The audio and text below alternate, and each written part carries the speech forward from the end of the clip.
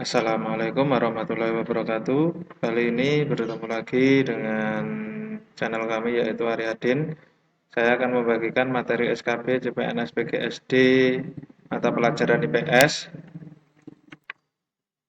yaitu tentang menggunakan lingkungan sekitar sebagai sumber belajar IPS SD. Jadi sumber belajar itu tidak hanya yang ada dalam kelas, tetapi menggunakan lingkungan sekitar, tidak hanya model-model yang harus kita beli, tetapi lingkungan sekitar pun juga ada. Sebelum kita lanjut ke materi, jika channel ini bermanfaat bagi Anda semua, silakan subscribe dan like agar channel kami bisa semakin berkembang. Mari kita lanjutkan ke materi, tetapi sebelumnya ini ada informasi mengenai tryout yang ketiga. Ini penjelasannya.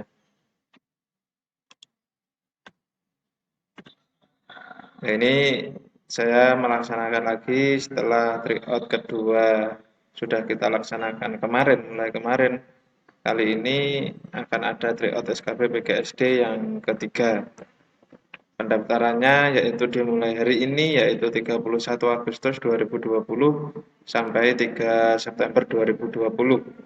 Jadi sampai hari Kamis. Tetapi nanti seperti yang kemarin, jadwal-jadwal ini adalah tentatif atau bisa berubah sesuai perkembangan yang ada saat ini. Kayak kemarin sebenarnya tryout 2 dimulai tanggal 1, tetapi karena tanggal 1 itu sudah banyak yang mengikuti tryout SKB, maka saya percepat. Dan ini tryout yang ketiganya akan dilaksanakan pada tanggal 4 sampai 5 September 2020. Ini kalau saya lihat tanggal 4 itu harinya Jumat Sabtu, jadi hanya 2 hari. Persyaratan persyaratan tentang mengikuti SKB PGSD yang ketiga ini ada di brosur yang ada di deskripsi video ini. Nanti ada linknya, silakan di-download brosurnya untuk mengetahui persyaratan apa untuk mengikuti tryout SKB PGSD yang ketiga. Informasinya cukup sekian. Ada tambahan lagi kemarin kalau ada yang tanya tentang soal pembahasan di PDF-nya itu ada di video, nanti bisa dilihat yang di atas ini. Jadi di atas ini nanti ada link, itu nanti bisa diklik.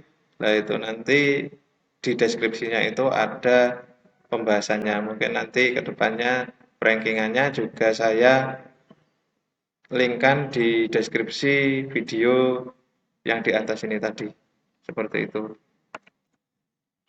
Kita lanjut ke materi yaitu menggunakan lingkungan sekitar sebagai sumber belajar di IPS SD. Ini saya ambil dari PPG SM3T PGSD UNY. Pengertian sumber belajar menurut Sadiman tahun 1989 menyatakan bahwa sumber belajar adalah segala macam sumber yang ada di luar diri seseorang atau peserta didik dan yang memungkinkan atau memudahkan terjadinya proses belajar. Nah, ini menurut Association for Education Communication Technology, sumber belajar yaitu ini, untuk teknologi pendidikan meliputi semua sumber, baik itu data, orang, atau barang, yang dapat digunakan oleh peserta didik, baik secara terpisah maupun dalam bentuk gabungan, biasanya dalam situasi informal untuk memberikan fasilitas belajar. Yang ketiga, menurut Versipal dan Ellington tahun 1988 memberikan batasan bahwa sumber belajar adalah satu set bahan atau situasi belajar yang dengan sengaja diciptakan agar siswa secara individual dapat belajar.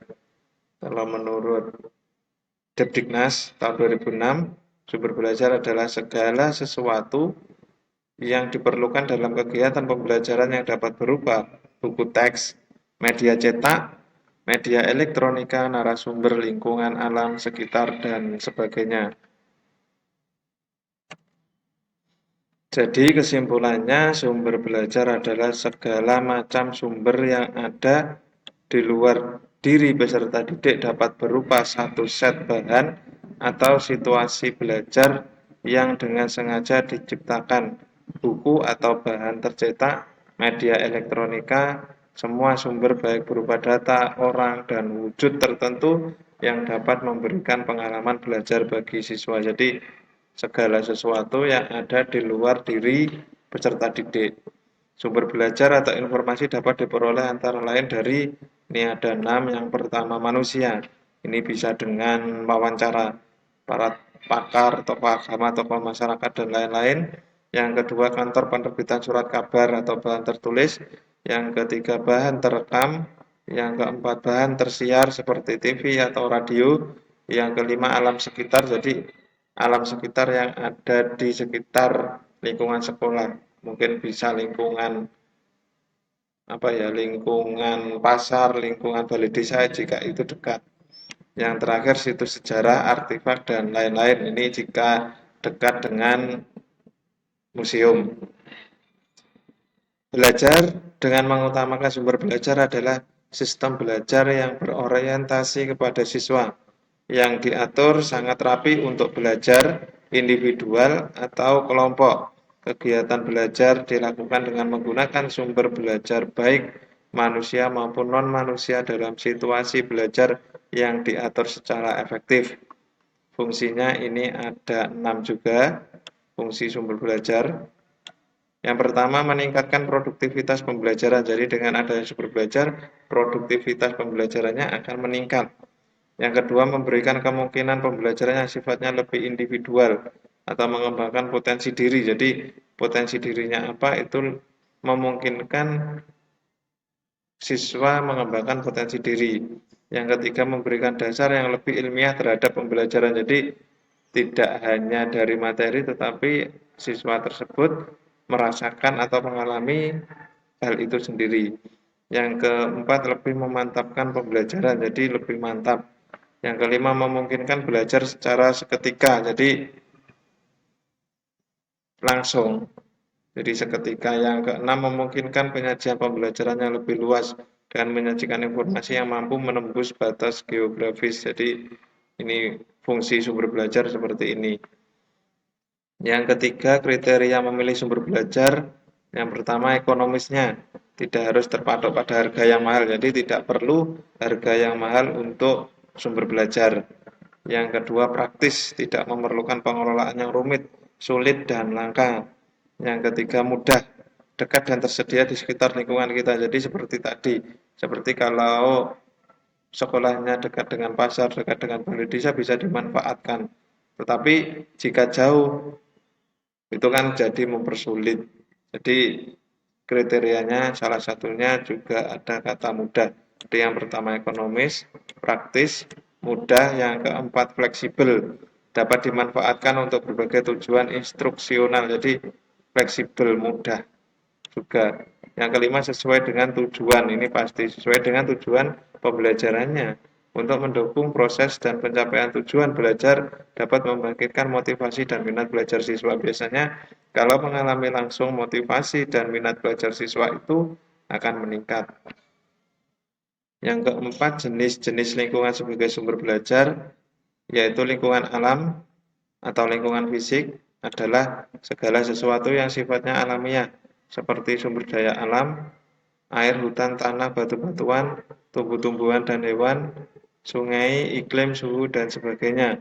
Lingkungan alam sifatnya relatif menetap. Oleh karena itu, jenis lingkungan ini akan lebih mudah dikenal dan dipelajari oleh siswa. Sesuai dengan kemampuannya, siswa dapat mengamati perubahan-perubahan yang terjadi dan dialami dalam kehidupan sehari-hari, termasuk juga proses terjadinya. Dengan mempelajari lingkungan alam ini diharapkan siswa akan lebih memahami gejala-gejala alam yang terjadi dalam kehidupan sehari-hari. Lebih dari itu diharapkan juga dapat menumbuhkan kesadaran sejak awal untuk mencintai alam. Dan mungkin juga siswa bisa turut berpartisipasi untuk menjaga dan memelihara lingkungan alam. Yang kedua, lingkungan sosial.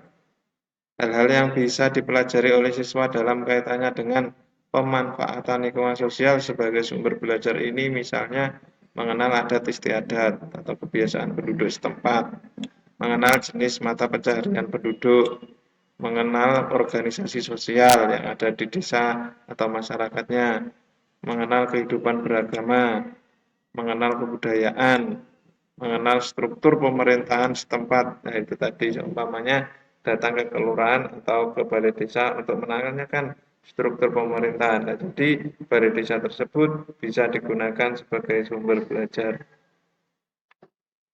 Yang ketiga, lingkungan budaya. Lingkungan budaya atau buatan yakni lingkungan yang sengaja diciptakan atau dibangun manusia untuk tujuan-tujuan tertentu yang bermanfaat bagi kehidupan manusia. Ini contohnya lingkungan buatan ini irigasi, bendungan, taman, kebun binatang, perkebunan, tenaga pembangkit listrik, keuntungan pemanfaatan lingkungan sebagai sumber belajar. Keuntungannya yang ada 7 ini, membuat siswa mendapat informasi berdasarkan pengalaman langsung. Jadi kalau anak mengalami pengalaman langsung pasti akan lebih memahami. Membuat siswa mengenal dan mencintai lingkungan, jadi kenal dengan lingkungan sekitar. Membuat pelajaran lebih konkret, lebih nyata. Biaya relatif murah karena kan tadi mudah, jaraknya dekat. Penerapan ilmu menjadi lebih mudah sesuai dengan permasalahan yang dihadapi dalam kehidupan sehari-harinya. Yang keenam, sesuai dengan prinsip didaktik dan perkembangan. Yang terakhir, mengembangkan motivasi dan prinsip belajar. Berikut ini cukup sekian penjelasan tentang penggunaan lingkungan sekitar sebagai sumber belajar IPS SD. Ada kurang lebihnya saya mohon maaf. Saya akhiri cukup sekian dan mengingatkan lagi, ini sebelum saya akhiri mengingatkan lagi jika channel ini bermanfaat silakan di-subscribe dan informasi tentang tryout yang ketiga bisa di-download di link yang ada di deskripsi video ini. Ada kurang lebihnya saya mohon maaf, saya akhiri cukup sekian. Wassalamualaikum warahmatullahi wabarakatuh.